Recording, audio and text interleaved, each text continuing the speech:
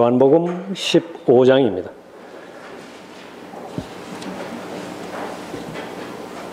(1절부터) (8절까지) 받들어 읽겠습니다.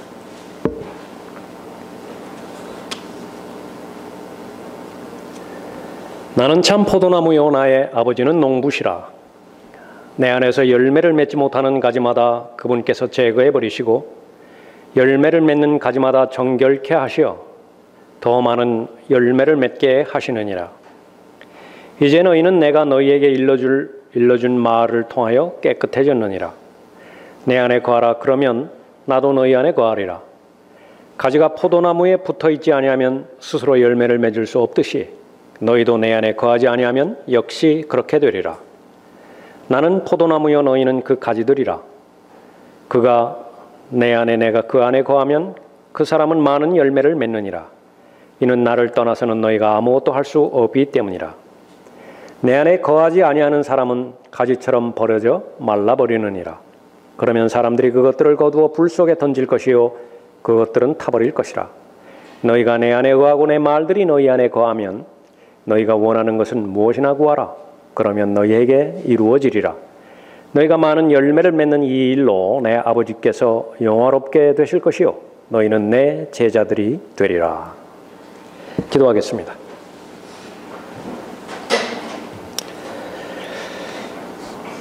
영원한 영광 가운데 거하시는 아버지 하나님, 저희들의 기도에 응답하여 주시되 최선의 것들로 응답하여 주시고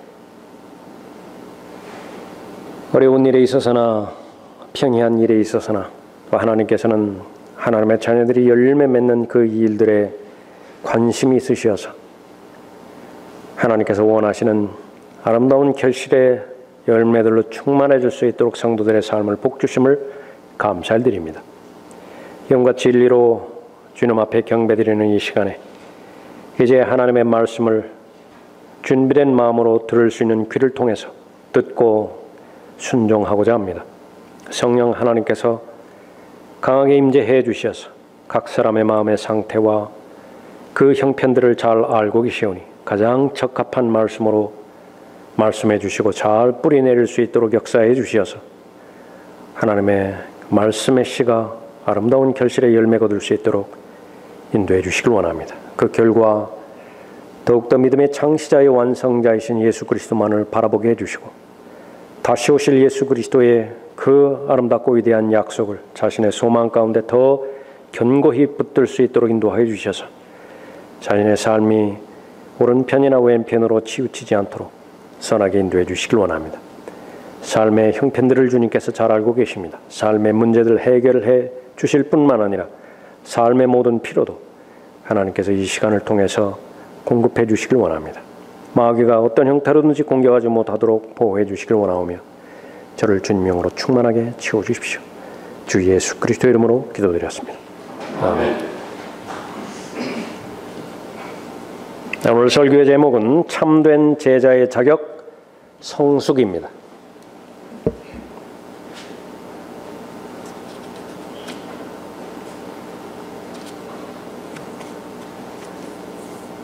또 하나님의 말씀에 따르면 구원 받는 데에 있어서 기록된 말씀의 교리가 있고 구원받은 사람이 어떻게 예수 그리스도를 잘 배우고 잘 따라가며 맡겨주신 하나님의 일들을 잘 감당할 수 있느냐에 대한 제자됨에 대한 교리의 말씀이 있습니다.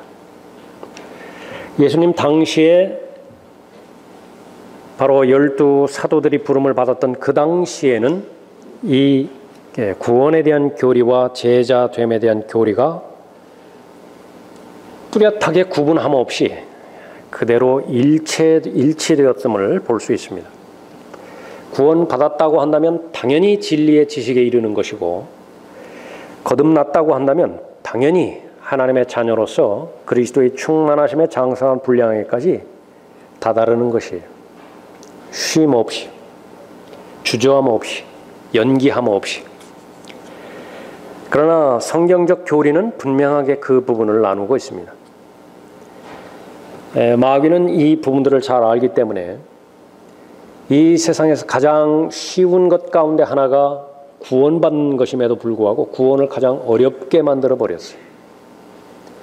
그 가운데 하나가 예수 그리스도를 개인의 구주로 믿고 마음에 영접했다 하더라도 그것이 입으로만 한 고백이 아님을 스스로 입증해내야 되는데 그것은 본문의 경우처럼 삶을 살아가면서 끊임없이 열매를 맺어야 된다는 사실입니다. 만약에 예수 그리스도를 믿는다고 고백은 하였으면서 삶의 열매가 보이지 않는다고 한다면 그 사람의 고백은 가짜이고 그 사람의 구원은 무효로 된다라고 말하는 것인데 상당히 설득력이 있습니다. 그러나 분명한 사실은 그렇게 주장하는 사람의 입장을 충분히 이해한다라고 하는데 설교자의 마음이 있습니다. 저 역시 그렇습니다. 왜 그 사람들이 그러한 주장을 하는 것인가? 충분히 이해가 됩니다.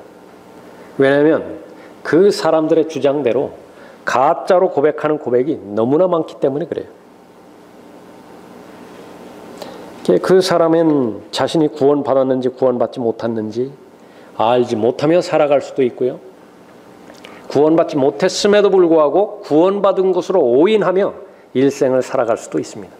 그러니까 죽고 난 다음에 하나님의 심판을 받아 지옥에 들어가고 나서야 나의 고백이 가짜였구나 그렇게 알게 되는 것입니다. 안타까운 일이지요. 그럼에도 불구하고 분명한 사실은 구원은 가장 쉬운 것입니다. 내가 하나님 앞에 죄인임을 인정하고 죄 문제를 해결하기 전에 죽을 경우 하나님의 심판은 필연적이며 그 심판의 결과는 지옥의 영원한 형벌에 처하게 된다는 하나님의 경고를 받아들이는 것이에요. 유일하게 그 하나님의 심판으로부터 면제받고 정죄받지 않는 것이요. 지옥의 형벌로부터 구원받을 수 있는 것은 바로 한 분을 신뢰하는 것밖에 없는 것인데 그분이 바로 주 예수 그리스도이십니다. 무엇을 신뢰하는 것인가? 나의 죄 문제와 죽음의 문제와 지옥의 영원한 형벌의 문제를 십자가에서 흘리신 그분의 피가 다 해결해 놓으신 것이에요. 그 보혈을 믿을 때에 바로 그분께서는 성경의 예언대로 사흘 만에 부활하셨죠. 그 내게 살아있는 영생과 부활의 소망이 되신 것입니다. 그 사실을 마음에 믿고 마음에 영접한다고 한다면 구원받는 것입니다. 그리스도 안에 있는 새로운 피조물이죠.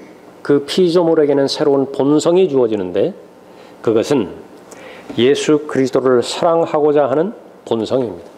예수 그리스도를 배우고 예수 그리스도를 따라가고 예수 그리스도를 위해서 자신의 어떤 것도 주저하지 않고 희생하고자 하는 본성이 있어요. 가장 비슷한 것이라고 한다면 아이를 낳은 어머니의 입장에서는 모성이라고 하는 본성이 있죠. 자신이 낳은 아이를 위해서 무엇이 아까울까요? 그러나 거기에도 한계가 있습니다. 그것을 무한 확장하는 것이 바로 하나님과 하나님의 자녀와의 관계를 말하는 것이.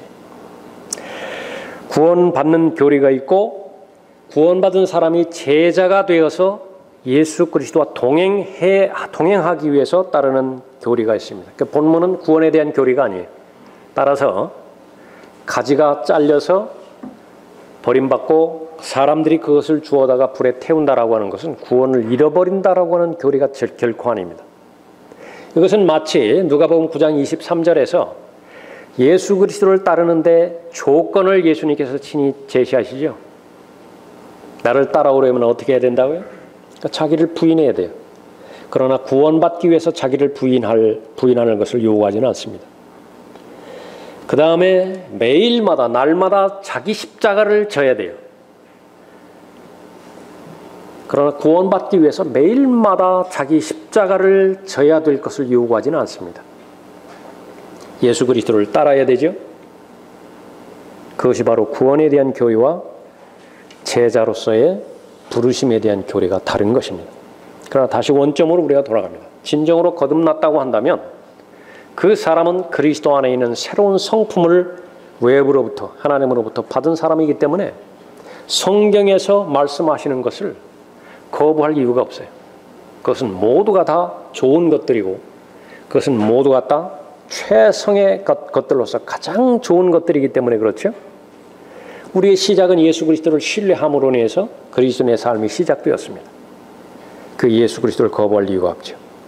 마지막 절에 말씀하십니다. 너희가 많은 열매를 맺는 이 일로 내 아버지께서 영화롭게 되실 것이요. 무엇이 된다고요? 너희는 내 제자들이 되리라. 그러니까 여러분에게 오늘 제가 드리고 싶은 말씀은 제자로서의 확신입니다. 구원받은 것에 멈추지 말고 나는 끝까지 예수 그리스도를 배워야 되는 사람이고 끝까지 예수 그리스도를 따라가야 되는 사람이고 예수 그리스도의 참된 제자로서 하나님으로부터 입증받아야 되는 사람인 것이, 그것이 바로 십자가의 희생에 대한 의미입니다. 그 사실을 다시 한번 우리가 걸어왔던 그 길을 확증을 하고 자신을 살펴봤을 때에 변함없이 잘 그 길을 걸어왔다고 한다면 더 이상 감사가 없겠죠? 하나님 앞에 자신을 더 의탁하고 그 부분에 이상이 있다고 한다면 다시 말씀으로 돌아가는 것입니다. 그것이 선포되어지는 말씀의 목적입니다. 참된 제자의 자격, 그건 성숙입니다. 성숙할 때에 참된 제자로서 계속해서 나아갈 수 있죠. 제일 첫 번째로 그 제자의 자격을 갖추기 위해서는 자신의 영적인 위치와 상태를 잘 알아야 됩니다. 1절 보십시오. 나는 참 포도나무요 나의 아버지는 농부시라. 5절에도 보십시오. 나는 포도나무요 너희는 그 가지들이라. 새 인격에 대해서 계시하고 있죠. 이 부분부터 우리는 잘 알아야 됩니다. 먼저 예수 그리스도는 참 포도나무라고 말씀하셨죠. 그냥 포도나무라고 말씀하시지 않고 참 포도나무라 그렇게 말씀하고 있습니다. 왜 그렇습니까? 참 포도나무는 하나인데 비해서 거짓 포도나무는 널려 있기 때문에 그렇습니다. 성경에서 거짓 포도나무의 제일 첫 번째로는 배교한 이스라엘을 말합니다. 그들의 포도나무는 소돔의 포도나무요 고모라의 들에서 나온 것이라. 그들의 포도는 쓸개 포도니 그 송이들은 쓰며 그들의 포도주는 용의 독이요 독사들의 지독한 독이라. 포도나무를 잘 보호하고 기르는 것은 먹기 위한 것인데 얼마나 포도나무 열매가 달아요. 얼마나 많은 필요한 영양분을 보충해 줍니까? 그럼에도 불구하고 맛이 쓰다고 말했거든요. 거기에는 독이 들었다고 그렇게 말하거든요. 그것도 아주 지독한 독이라고 말하는 것입니다. 그런데 문제는 겉 모양은 비슷해요. 구분해낼 수 있어야 되죠. 거짓 포도나무, 그것은 하나님으로부터 시작되었다고 말씀하십니다. 그러니까 처음부터 거짓 포도나무가 아니에요. 그것은 참된 포도나무입니다. 주께서는 이집트에서 포도나무 한 그루를 가져오셔서 비유지요. 예화로 든 것입니다. 포도나무 한 그루를 가져오셔서 이방을 내어 쫓으시고 그 포도나무를 심으셨나이다. 그냥 비인들에다가 심으신 게 아니라 미리 그 자리에는요 다른 나무들이 빽빽하게 들어서 있었어요. 베야 되고 다 베어버리죠. 거기에서 멈추지 않으시고 뿌리채 다 뽑아서 다 밖으로 내보내셨어요. 기경을 하신 것이죠. 그 다음에 포도나무를 가져오신 포도나무를 심으시는 것입니다. 주께서 그 앞에 자리를 마련하시고 뿌리를 깊이 내리게 하시니 그것이 땅을 메웠으며 산들이 그 나무의 그림자에 덮였고 그 나무의 줄기들은 훌륭한 백향목들 같았으며 그 나무의 줄기들은 바닥까지 뻗쳤고 가지는 강까지 뻗쳤나이다. 지중해부터 유프라테스 강까지 그 넓은 지역을 꽉 채우게 되었던 것입니다. 하나님께서 심으신 포도나무예요. 하나님께서 아주 이스라엘에게만 주어지는 독특한 특권을 부여해 주셨는데 그 특권의 결과 번영과 번성입니다. 다른 민족들에서는 발견할 수 없는 그 번영을 보증받았어요. 얼마나 출발이 좋았습니까? 비료도 잘 주셨죠. 가지치기도 전문가답게, 전문 농부답게 잘 해주셨어요. 그 포도 한 송이를 운반하는 데 있어서 민수기에서 봤죠. 혼자 못 들었죠. 그 정도로 무거웠을 것이. 빛과 소금으로서의 역할들을 잘 감당했을 것이고 또 제사장들의 왕국들로서 제사장들의 역할을 잘 감당했겠죠. 그런데 이상하게 돼버렸어요. 그 좋았던 포도원이요, 포도나무가 황폐하게 시들어 말라져 버리게 되었습니다. 어찌하여 주께서는 그 울타리를 허셔서 길을 지나가는 모든 것들로 그 나무를 뽑게 하시나이까? 숲에서 나온 멧돼지가 그것을 황폐케 하고 들짐승들이 그것을 먹나이다. 오 만군의 하나님이여, 우리가 주께 간구하나이다. 돌아서시어 하늘에서 굽어 보소서. 보소서 이 포도나무에 찾아오소서. 한 번의 기회를 더 주십시오. 주께서 시작한 포도나무 아닙니까? 주의 오른손으로 심으신 포도원이요, 주께서 주를 위하여 강하게 하신 가지니이다. 그러나 그것이 불에 탔고 잘렸으니 그들이 주의 얼굴에 질책에 망하나이다. 요한복음 15장에 보니까 열매 맺지 못한 가지는 다 불에 태워버린다고 말씀하셨죠. 이스라엘과 똑같은 것이었습니다. 그러나 예수 그리스도는 그러한 거짓 포도나무가 아닌 것입니다. 하나님 앞에 불순종한 이 포도나무였던, 원래 포도나무였던 이 이스라엘은요, 열매를 맺긴 맺었는데 아무짝에도 쓸모없는 무익한 열매만 맺어낸 거예요. 무화과나무처럼, 저주받은 무화과나무처럼 열매가 아예 없든지, 아니면 열매를 맺긴 맺었는데 그것은 먹을 수 없는 열매예요. 이제 내가 나의 지극히 사랑하는 자에게 노래하리니 그의 포도원에 관하여 나의 사랑하는 자의 노래를 부르리라. 나의 지극히 사랑하는 자는 심히 기름진 산에 포도원을 가졌도다. 그가 울타리를 두르며 거기에 돌을 주워내고 최상품 포도나무를 심었으며, 이스라엘입니다. 그 가운데 망대를 세우고 그 안에 포도즙 틀도 만들었도다. 그가 포도가 열리기를 바랐더니 야생 포도가 열렸도다. 하나님께서 바라는 것이 있어요. 농부가 바라는 것이 있습니다. 그것은 다른 것이 아니에요. 잎사귀도 아니고 꽃도 아니에요. 그러니까 열매입니다. 열매. 목적이 있기 때문에 바랬죠. 그런데 야생 포도가 열렸어요. 오 예루살렘 거민들과 유다 사람들아, 지금 내가 구하노니 나와 내 포도원 사이를 판단하라. 내가 내 포도원에 행했던 것 외에 무엇을 더 했어야 했느냐? 내가 포도 열기를 바랐는데 야생 포도가 열리면 어쩐 일이냐? 이제 가라. 내가 내 포도원에게 할 일을 너희에게 말하리라. 내가 거기에서 울타리를 걷어내어 먹히게 할 것이며 거기에서 담을 헐어 짓밟히게 하리라. 내가 그것을 황폐하게 두리니 가지를 치거나 갈지도 못하게 되어 찔레와 가시를 내리라. 내가 또 구름에 명하여 그 위에 비를 내리지 못하게 하리라. 만군의 주의 포도원은 이스라엘 집이요, 유다 사람들은 그의 기뻐하는 초목이라. 그가 공의를 바라셨으나 압제만이 보이며 의를 바라셨으나 부르짖음만이 보이는도다. 예수 그리스도로 말미암아서 참 포도나무이신 그분으로 말미암아서 원하시는 열매가 있었는데 이스라엘은 거기에 실패를 해버렸습니다. 거짓 포도나무, 또 하나는 로마 카톨릭이죠. 순수한 포도의 즙, 그것을 바로 포도나무가 내는 열매라고 말하는데 발효된 술을 포도주라고 그것을 미사에 사용하죠. 그들의 포도주는 용의 독이요 독사들의 지독한 독이라. 예수 그리스도께서 이제 대환란 끝에 오시면은 이 거짓 포도나무들에 대해서는 어떻게 합니까? 포도즙 틀에다가 포도나무 비슷한 것들 다 채워넣죠. 하나도 남기지 않습니다. 무자비하게 다 짓밟아버려요. 그 피가 튀는데 예수 그리스도의 옷을 적시죠. 마을 곱비까지 차오른 그 피의 높이가요, 최소한 120km까지 강이 되어서 흘러가 버리는 것입니다. 예수 그리스도 참 포도나무세요. 아버지 하나님은 농부십니다. 아버지 하나님께서는 참 포도나무이신 예수 그리스도를 돌보시는 농부예요. 언제 돌보시나요? 낳으셨죠. 성령으로 낳으셨죠.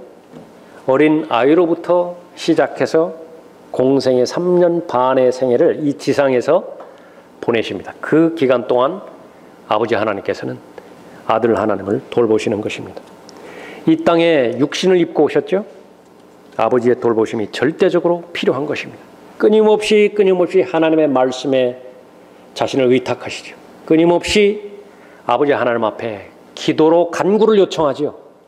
돌보셔야 된다는 것이에요.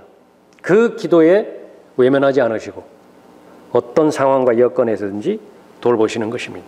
그래서 예수 그리스도는 하나님에 대해서 고백하는 것입니다. 내 아버지께서는 나보다 위대하시도다. 이런 면에서 내 아버지는 위대하시다 말씀하시는 것입니다. 여호와의 증인들이 말하는 것처럼 아버지 하나님은 본래 하나님이시고 예수 그리스도는 피조된 신이라고 주장하는 그런 것이 아니라 바로 이 지상에 계셨을 동안에 육신으로 계셨던 동안에 아버지의 돌보심을 받으셨던 것이죠. 그리스도인은 가지라고 말씀하십니다. 오순절 이후에 그리스도의 몸이 형성되었을 때에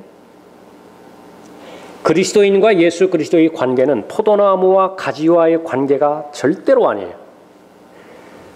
교회에 대한 교리를 기록된 말씀을 주셨을 때에 포도나무와 가지에 대한 가지와 연관해서 주신 적은 단 한 번도 없습니다. 이것은 그냥 연상해서 설명하시기 위해서 포도나무와 가지, 12제자가 포도나무로부터 시작되었다라고 하는 것을 말씀하시기 위해서 말씀하신 것입니다. 교리적인 부분은 무엇을 사용하셨어요? 몸과 지체죠. 그러니까 여러분은 모두가 다 그 부분에 있어서 가지가 더 이상 가지가 아니라 포도나무 자체가 되는 거예요. 예수 그리스도가 포도나무라고 한다면. 예. 가지는 아무리 많이 잘려나간다 하더라도 포도나무 자체에는 생명에는 이상이 없는 것입니다. 구원의 확신입니다. 구원의 안전한 보장이 되어지는 것이죠. 그러나 사역에 있어서 예수 그리스도와의 교제에 있어서 예수 그리스도를 따라가는 제자로서의 삶에 있어서는 아주 가장 적합하게 포도나무와 그 가지에 대해서 설명하고 있죠. 그래서 그 가지는 바로 하나님의 사람들이라고 말씀하고 있습니다. 참된 제자의 자격, 성숙입니다. 성숙하지 않으면 제자로서 살아갈 방법이 없습니다. 자신의 위치와 또 자신의 상태에 대해서 알았다고 한다면 두 번째로 자신의 목적을 알아야 됩니다. 이 지상에서 성공적인 삶을 사느냐 그렇지 못하느냐 두 마디로 요약할 수가 있는 것인데 그것은 하나는 관계이고 하나는 열매예요. 하나님께서 여러분에게 허락하신 관계들이 있다고 해요. 그 관계에 충실하게 살아갔다고 한다면 여러분은 성공적으로 살아간 것입니다. 또 하나는 하나님께서 요구하시는 원하시는 열매들이 있어요. 그 열매를 맺었을 때 가장 유익이 되는 것은 열매를 맺는 본인 자신입니다. 공부해서 남 줘요? 공부 잘했을 때 제일 많이 혜택 받는 사람이 누구라고요? 본인이에요, 본인. 그러나 본인으로부터 시작해서 얼마나 많은 사람들이 그 혜택을 누립니까? 열매 역시 마찬가지라. 그 열매를 잘 맺었을 때 그 그리스도인의 삶은 성공적인 삶을 살았다 그렇게 볼 수 있죠. 그러기 위해서는 성숙해야 되는데 목적을 아는 것이 가장 중요한 것입니다. 8절 보십시오. 너희가 많은 열매를 맺는 이 일로 내 아버지께서 영화롭게 되실 것이요 너희는 내 제자들이 되리라. 구원받은 그리스도인의 삶은 하나 예외 없이 모두가 다 제자로서의 삶을 살아가야 되는 것인데 그렇게 살았을 때에 하나님을 영화롭게 해드리는 삶을 사는 것입니다. 자신에게는 만족스러운 삶을 살겠죠. 그리스도인의 삶에서 맺게 되는 하나님께서 원하시는 열매는 그러면 어떤 열매들을 말씀하는 것인가? 우선적으로 알아야 돼요. 이 부분들은 끊임없이 확인해야 됩니다. 왜냐하면 가지의 목적은 열매 맺는 데 있기 때문에 그렇습니다. 조금만 방심하면요. 그러니까 열매가 없어도 느슨해진다고요. 그냥 잎사귀가 어느 정도 무성하고 또 시간이 되면 꽃도 피고 멀리서 바라봤을 때 열매가 있는 것 같기도 하고 없는 것 같기도 하고 그러니까 그 부분에 만족을 해버릴 수 있기 때문에 그렇죠. 어떤 열매를 제일 먼저 원하십니까? 제일 먼저는 구령의 열매예요. 그리스도인은 증인입니다. 제일 1차적으로 나는 누구인가? 나는 증인이에요. 무엇에 대한 증인이에요? 예수 그리스도께서 나를 위해서 무엇을 해 주셨는가에 대해서 내가 목격한 증인입니다. 예수 그리스도는 나의 죄들 때문에 죽으셨어요. 갈보리 십자가에서 피를 흘려 주셨을 때 나의 모든 죄를 다 용서해 주셨고 나의 모든 죄는 다 제거된 것입니다. 성경의 예언대로 사흘 만에 부활하신 분이시죠. 우리는 부활의 증인입니다. 그분께서는 다시 살아나셨어요. 그런데 그분은 나의 하나님만 되시는 것이 아니라 당신의 하나님도 되는 거예요. 그것을 말하는 것입니다. 이것은 지식의 많고 적음과는 전혀 상관이 없어요. 이것은 사랑에만 관련이 되어 있는 것입니다. 예수 그리스도를 사랑한다고 한다면 그분께서 나의 운명을 바꿔 주신 것이 분명한 사실이라고 한다면 그 말을 안 할 리가 없어요. 그것은 IQ 문제도 아닙니다. 신학을 했느냐 안 했느냐 그 문제도 없어요. 교회를 10년 다녔느냐 초신자냐 그것도 상관이 없어요. 그런데 그 부분을 성경에서는 하나님께서는 당연히 맺기를 원하는 것이죠. 동시에 배우고 가르치는 열매입니다. 그 구령의 열매를 맺는 사람은 계속해서 배우는 사람이고 배웠다고 한다면 가르쳐 주겠죠. 그리스도인은 배우든지 가르치든지 둘 가운데 아니면 두 가지를 다 반드시 해야 됩니다. 그것이 정체되었다고 한다면 적어도 열매 맺는 가지로서는 불충분한 것입니다. 거룩함에 이르는 열매를 성경에서 언급하고 있습니다. 그런즉 너희가 지금 부끄럽게 여기는 그 일들에서 그때에 무슨 열매를 얻었느냐? 죄를 주인으로 섬겼던 그때에 열심히 죄라고 하는 주인을 섬겼더니 무슨 열매를 얻었느냐? 그런 이 일들의 끝은 사망이니라. 그렇죠. 죄의 삭은 사망이기 때문에. 그러나 이제는 너희가 죄로부터 자유롭게 되고 하나님의 종이 되어 거룩함에 이르는 열매를 얻었으니 그 끝은 영생이니라. 구원받지 않으면 결코 얻을 수 없는 열매입니다.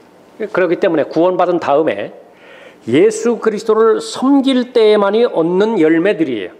성경에서 말하는 열매는. 성령의 열매를 맺죠.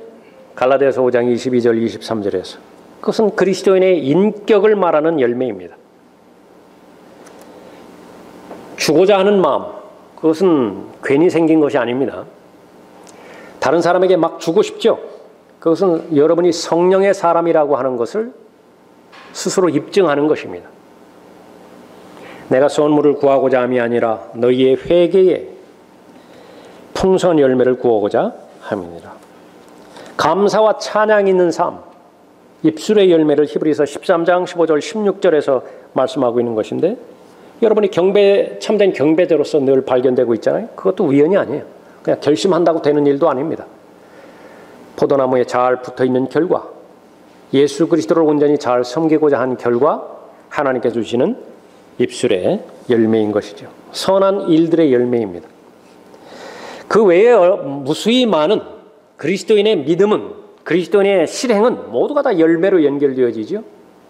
성령 하나님과 동행할 때에 하나님께서 기쁘게 맺게 해주시는 열매들입니다. 그 열매들을 성경을 통해서 잘 알려주고 있죠. 다시 한번 우리가 확인해 봅니다. 나는 가지라고 말씀하셨어요. 가지의 사명은 무엇입니까? 열매 맺는 일이에요.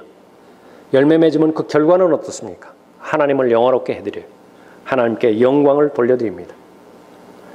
무슨 탤런트들이, 영화 배우들이 무슨 트로피 타면은 이 부분들을 하나님께 영광을 돌린다고 하는데 그런 영광은 하나님과 전혀 상관이 없고요. 진정으로 하나님 앞에 영광 돌리기 위해서는 성경에 나와 있는 영적인 열매들을 거둘 때에 하나님은 기뻐하시고 하나님은 영화롭게 되시는 것입니다.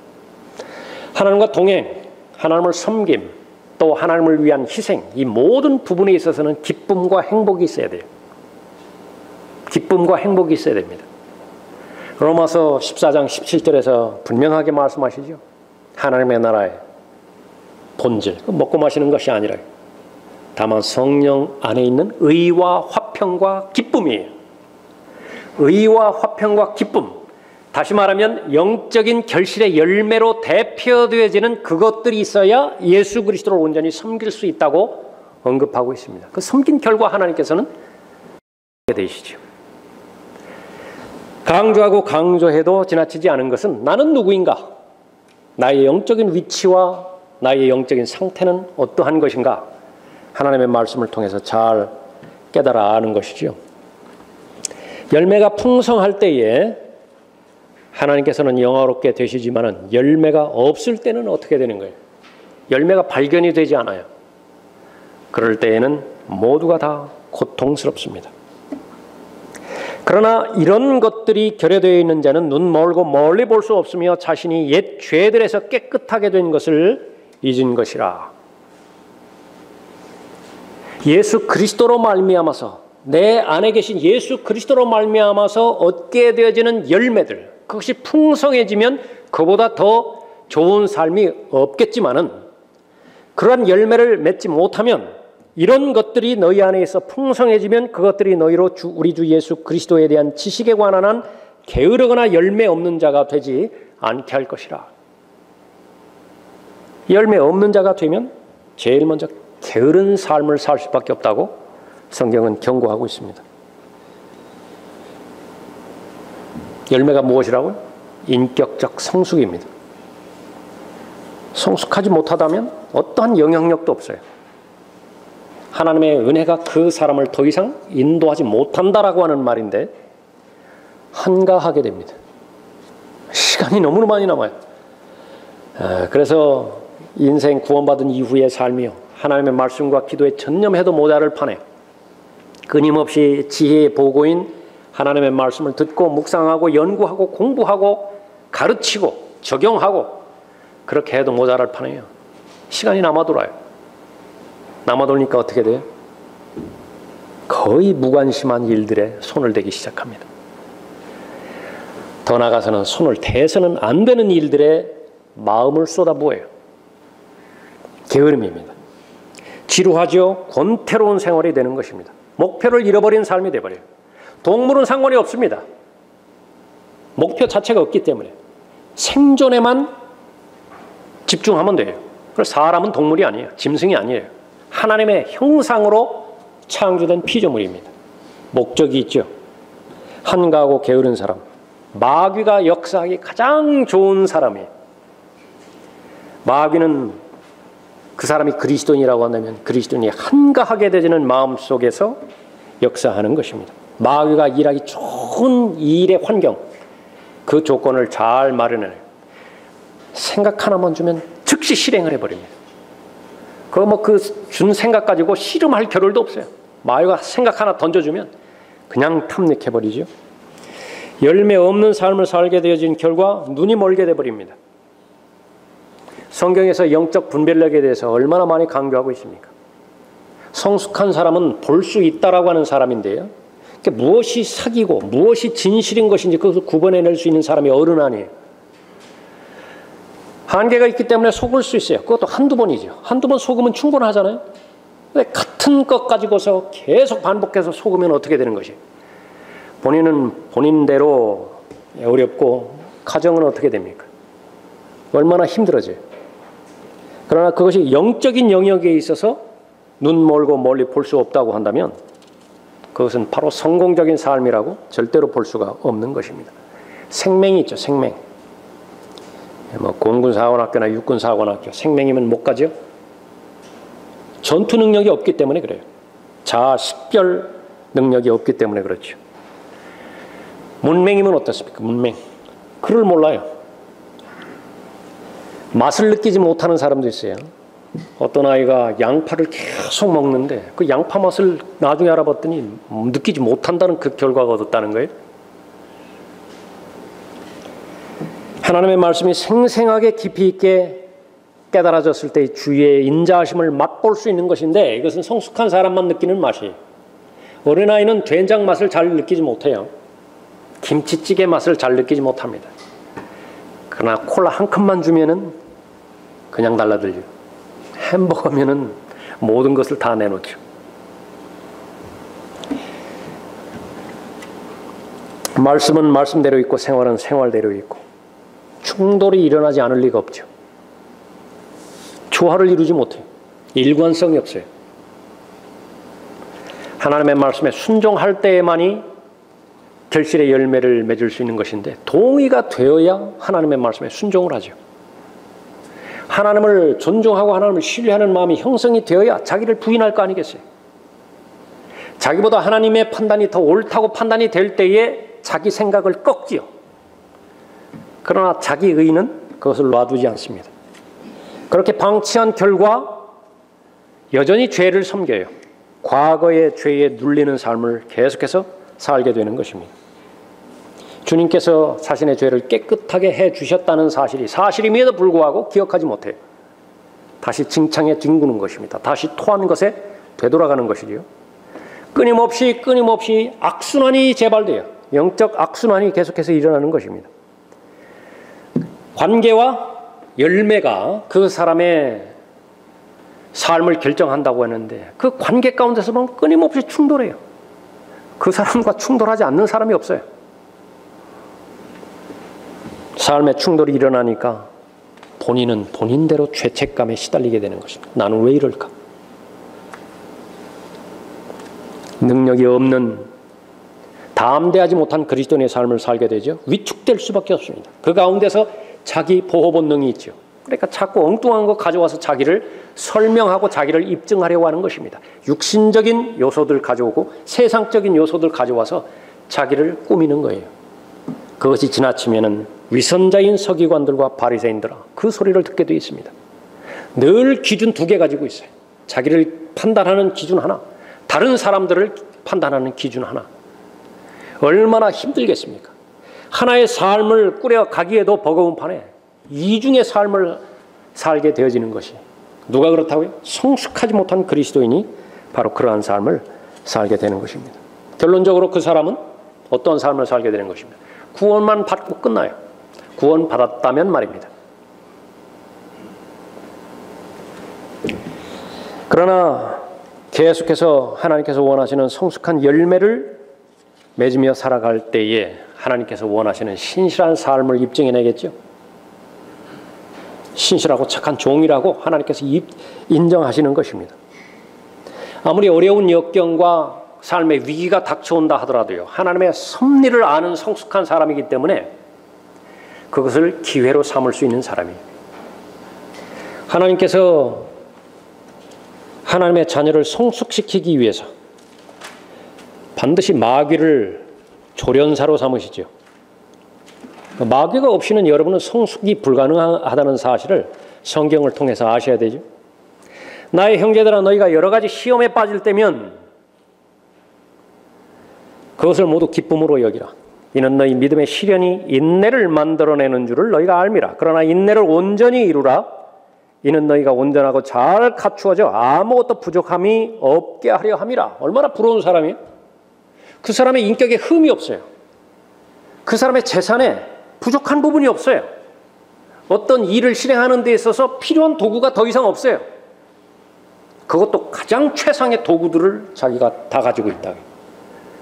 가장 프로페셔널한 전문가 아니겠습니까? 그러니까 무엇이 부러워요?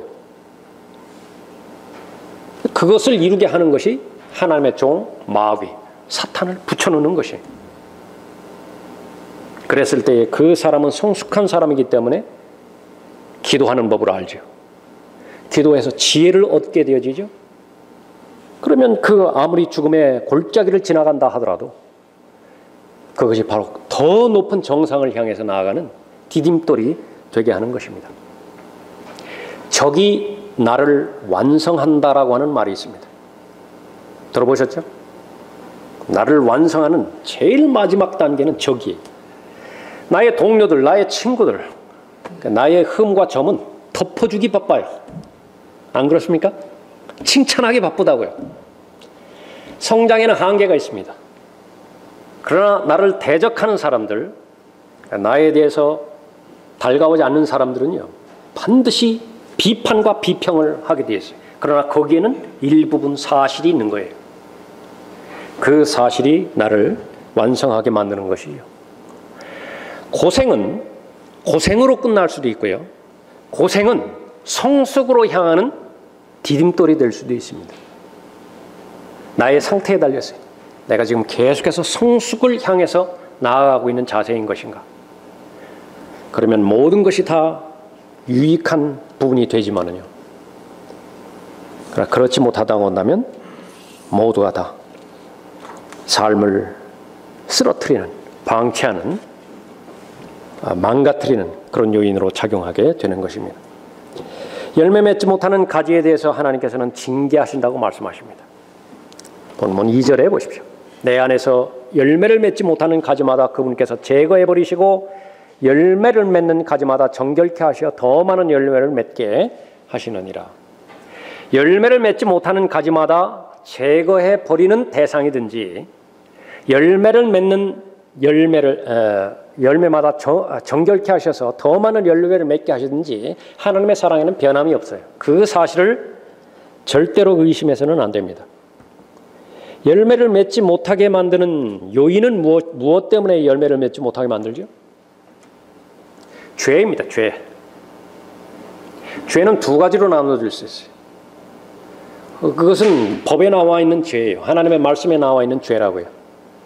또 하나는 믿음으로 행하지 않는 죄예요. 그 믿음으로 행하지 않는 죄를 무거운 짐이라고 그랬습니다.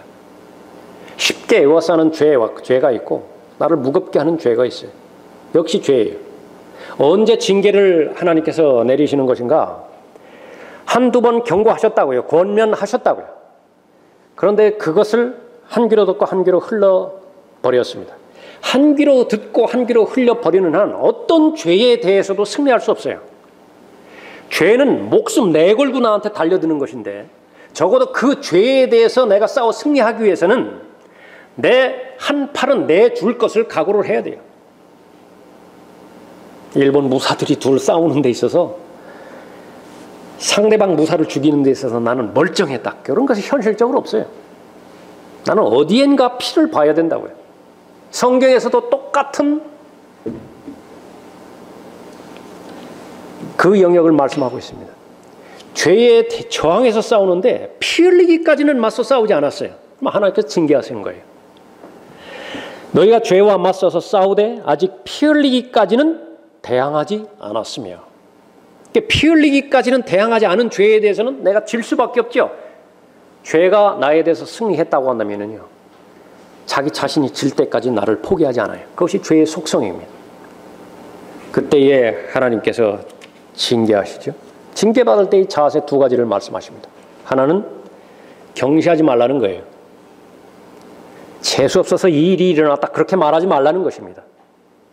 어떻게 하다 보니까 이런 일이 닥쳤다고 그렇게 말하지 말라는 거예요. 내가 하나님의 은혜 가운데서 구원받았다고 한다면요, 우연히 일어나는 재수 없는 일 같은 것은 절대로 없어요. 거기에는 반드시 죄와 관련이 있든지, 거기에는 반드시 하나님의 은혜와 관련이 있든지 경시 여기지 말라는 것입니다. 또 하나는 책망받을 때 낙심하지 말라는 것이에요. 두 가지 극단입니다. 하나는 육신적으로 반응해서 하나님에 대한 섭리를 그르쳐 버릴 수도 있고요. 또 하나 역시 마찬가지로 육신적으로 반응해서 모든 것을 포기해버려요. 그러나 성경은 경고합니다. 선을 행하다가 낙심하지 말지니, 선을 행하는 것은 무엇이에요? 열매를 맺고자 애쓰는 거 아니겠어요? 근데 계속해서 넘어지는 거예요. 포기하지 말라는 것입니다. 쓰러지지 말라는 것이죠.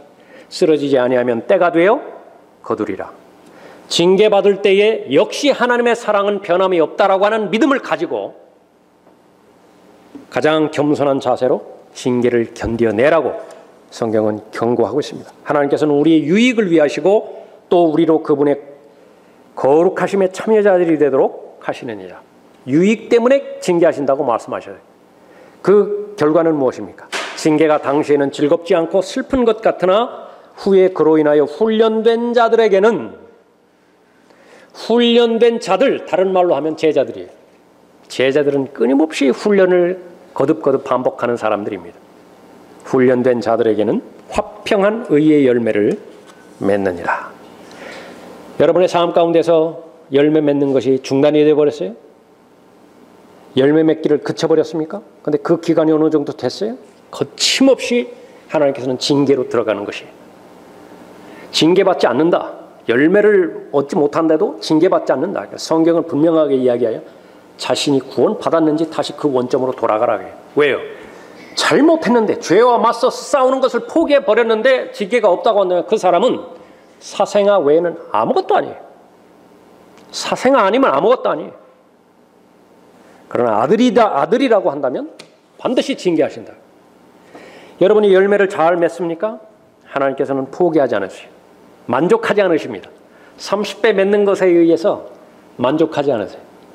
더 정결케 하고 더 가지치기를 해서 60배를 맺게 만드는 것입니다. 60배 맺었습니다. 그러면 하나님께서 만족하세요? 결코 만족하지 않습니다. 더 나가는 거예요. 더 나가. 언제까지 나가는 것입니까? 그리스도의 충만하심에 장성한 분량에까지 다다르게 하시는 것이. 그리스도와 똑같이 만들려고 하는 것이 하나님 아버지의 욕심입니다. 과도한 욕심인가요? 내 안에 예수 그리스도께서 계시고 성령께서 계시기 때문에 그것은 가능한 것입니다. 2017년도 9월에 난 그런 기사를 작년 이맘때쯤 됐네요. 고창군 성송면이라고 하는 포도나무 그 농장에서 포도나무 한 그루가 송이를 맺었는데 수천 송이를 맺었어요. 몇 송이쯤 되겠습니까? 4,000송이. 일본에서는 3,000송이를 맺었다고 해서 기네스북에 올라갔다고 하는데 여기에서는 4,000송이를 맺었어요. 300평이 그 나무 하나가 맺는 가지들이 그 뻗쳐 있는 그 넓이입니다. 300평. 축구장으로 따지면 25% 면적이라고 그래요. 그 사진을 보았더니 가지가 사방으로 뻗쳐나갔잖아요. 그러면 그것이 아래에 늘어뜨리지 못하도록 철봉으로 그것을 다 지탱을 합니다. 그래 그 위에도 잘 보호를 하고 퇴비가 다른 퇴비예요. 그 유기농 퇴비로 그렇게 잘 농사를 짓고 그렇습니다. 얼마만큼 그 수익을 내는 것이냐? 한 사람에게 파는데 올해 농사, 내년에 맺을 농사 2년치를 사야 돼요. 한꺼번에 파는 것이에요. 그 가격이 1년에 2천만 원입니다. 포도나무 하나가 2천만 원 수확을 농부에게 제시하는 것입니다. 만족할까요? 이 농부는 농부의 계획을 봤더니 여기에 만족하지 않고 다른 나무들도 이 나무들처럼 그렇게 되게 하겠다고 계속해서 그 포부를 기록해 놓은 기사를 보았습니다. 농부는 만족하지 않습니다. 더 잘 보호하고 필요를 공급하고 많은 열매를 맺고자 하는 것이죠. 마지막 세 번째로 참된 제자의 자격은 성숙인데 이제는 알았다고 한다면요 그 삶을 살아내야 돼요. 그것은 무엇을 말하는 것입니까? 그것은 바로 순종이에요. 순종하기 직전까지 동의하지 않을 사람은 동의하지 못할 사람은 없어요. 그 성경에 다 나와 있는데 그것이 무엇이 이렇게 어렵겠습니까? 그러나 순종하지 않은 채 다시 말하면 예수 그리스도 안에 거하지 않는 포도나무는요 본문에서도 말씀하는 것이지만 아무것도 아니에요. 아무 일도 못해요. 아무 열매도 맺지 못하는 것입니다. 또 주의 말씀이 내게 임하여 말씀하시네. 인자야 포도나무가 다른 나무보다 나은 것이 무엇이며 여러분이 구원받았다고 하는 그리스도인인데 만약에 그리스도와 교제가 단절되었다고 한다면 구원받지 않은 사람과 무엇이 더 낫겠느냐 물어보는 거예요. 삼림의 나무들 중에 있는 그 가지보다 더 나은 것이 무엇이냐? 거기서 취한 나무로 무슨 일을 할 수 있겠으며 사람들이 거기에서 무슨 그릇을 걸 못 한 개를 취할 수 있겠느냐? 백향목이라고 한다면 좋은 목재를 목적으로 해서 심었죠. 목재도 되지도 않는 거고 버려지면 본문 말씀에서 땔감으로 쓴다고 하는데 무슨 열량을 많이 내겠어요? 장작도 아니고 무슨 열이 나겠어요? 그걸 태운다고 해서 그냥 쓰레기만 처리해버리는 것이 그것을 계속 말하는 것입니다. 보라 그것은 땔감으로 불에 던져져 불이 그 양끝을 삼키고 그 중간을 사르리니 그것이 무엇을 만드는데 적합하겠느냐. 보라 그것이 온전하게 있었을 때에도 무엇을 만드는데 적합지 못하였거늘 불에 삼켜지고 살라졌을 때에는 무엇을 만드는데 얼마나 더 적합치 않겠느냐. 소금이 맛을 가지고 있다고 하면요, 소금을 대체할 만큼 귀중품이 없어요. 그러나 맛을 잃어버렸다고 한다면요, 그건 밟히게 돼 있어요. 밟히게 돼 있습니다. 포도나무 최상품을 만들어 냈다 하더라도 열매를 맺지 못한다고 한다면 그것은 무익한 것이에요. 바울은 구원 받았음에도 불구하고 누구보다도 그 구원은 안전하게 보장된다라고 수없이 반복해서 썼잖아요. 바울의 기록들을 보면 한 번 받은 구원은 절대로 잃어버리지 않아요. 극단주의적 세대주의자들이 주장하는 것처럼, 은사주의자들이 말하는 것처럼요. 그러나 바울이 가장 무서워하는 것이 있었죠. 구원을 잃어버리지 않음에도 불구하고 가장 무서워하는 것, 그것은 더 이상 쓰임받지 못하는 거예요. 더 이상 하나님께서 나를 사용하지 않는 거예요. 더 이상 하나님께서 사용하실 열매를 맺지 못해요. 그 가지가. 그럼 제껴져 버립니다. 제껴져 버리면 사람들이 그것을 가져다가 불에 태워버려요. 그냥 기념으로 끝나버리는 것입니다. 그냥 기억 속에서 사라져버려요. 가장 무서운 것이라고 말씀하고 있습니다. 예수님께서는 예수 그리스도와 연합하게 해주셨죠. 몸 안으로 들어오게 해주셨습니다. 거기서 끝나는 것이 아니라 끊임없이 교제케 해주셨어요. 교제 가운데서 그 친밀함의 과정을 통해서 얼마나 행복한 삶을 보장해 주셨습니까? 얼마나 전투 의욕을 북돋아 주셨어요. 지금까지 마귀에게 사로잡혀서 마귀에게 종노릇했던 삶이 얼마나 비극적이었어요. 그런데 아직도 여전히 내가 살고 있는 이 시대에 마귀의 그 노예로부터 벗어나지 못한 수없이 많은 잃어버린 자들이 있잖아요. 왜 분노가 일어나지 않겠습니까? 구원받았다 하더라도 계속해서 진리의 말씀에 자신을 성숙시키지 못하고 마귀가 쏟아내는 모든 마귀들의 교리, 신학 교리에 점령당해서 진리의 지식이 이르지 못하는 많은 사람들, 똑바로 두 다리를 가졌다고 한다면 걸어가야 되는데 계속 절름거리고 있어요. 절름거리면 계속 원만 그리겠죠. 목표를 향해서 가야 되는데 계속 그탈을 향해 5년 전이나 10년 전이나. 왜 분노가 치밀지 않겠습니까? 바로 예수 그리스도께 순종하라는 것이죠. 예수 그리스도 안에 거했다고 한다면 이제는 더 하나님을 신뢰하고 하나님을 예수 그리스도께 순종하는 것이, 그러면 하나님께서는 여러분을 잘 사용하시는 것입니다. 잘 훈련받은 피아니스트가 있었습니다.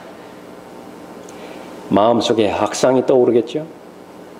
그 악상대로 표현해내는 것이 연주인데 얼마만큼 자신의 영이 자신의 생각대로 손가락 끝에 잘 전달하겠어요. 아름다운 연주를 하는 것이. 불행하게도 사고가 났습니다. 두 손가락이 마비가 됐어요. 이 악상이 떠오르는 데 있어서는 아무런 차이가 없어요. 그대로 떠오른다고요. 그런데 이것을 실행하는 데 있어서 두 손가락이 마비가 됐으니 연주가 제대로 될 리가 없죠. 얼마나 안타깝겠습니까? 성령과 성령의 사람은 역시 마찬가지예요. 거듭나게 되었을 때 내 안에 지혜의 영께서 계신다고요. 내 안에 전사께서 계시죠. 마음껏 칼을 빼서, 양날거진 하나님의 말씀에 칼을 빼서 죄와 육신과 마귀에 대해서 영적 전쟁을 치러야 되는데 명령하는 대로 그 칼이 간다고 한다면 왜 승리가 보장되지 않겠어요? 그런데 마비가 됐어요. 빼려고 하는데 3분의 1만 빼다가 다 빼지를 못하는 것이에요. 얼마나 마음이 답답하겠어요. 똑같은 죄에 대해서 반복적으로 죄짓고 자백하고 죄짓고 자백하고 하는 것, 문제점을 드러내야 되는 것입니다. 피아니스트가 손가락 2개 마비된 것은 어찌할 수 없지만은요, 그러나 예수 그리스도께서는 고치지 못하는 병이, 고칠 수 없는 병이 없는, 모든 병을 다 고칠 수 있는 의사 중에 의사예요. 다 고쳐낸다고요. 여러분의 지체 가운데서, 병기 가운데서 마비가 된 지 얼마가 지났든지 상관없이 여러분의 의지만 있다고 한다면, 여러분의 믿음만 있다고 한다면 이제 내 자신을 알았습니다. 내가 내 위치에서 하나님 앞에 내가 가지로서의 사명, 열매 맺는 사명을 다시 되찾아오겠습니다. 먼저 살려내시는 거예요. 그것이 부흥입니다. 성경적인 부흥인 것입니다. 너희가 많은 열매를 맺는 이 일로 내 아버지께서 영화롭게 되실 것이요 너희는 내 제자들이 되리라. 예수님께서 원하시는 것은 여러분이 구원을 받고 거기서 그치는 것이 아니라 예수 그리스도를 잘 배우고 따라가는 제자들이 되기를 원하시는 것입니다. 기도하겠습니다.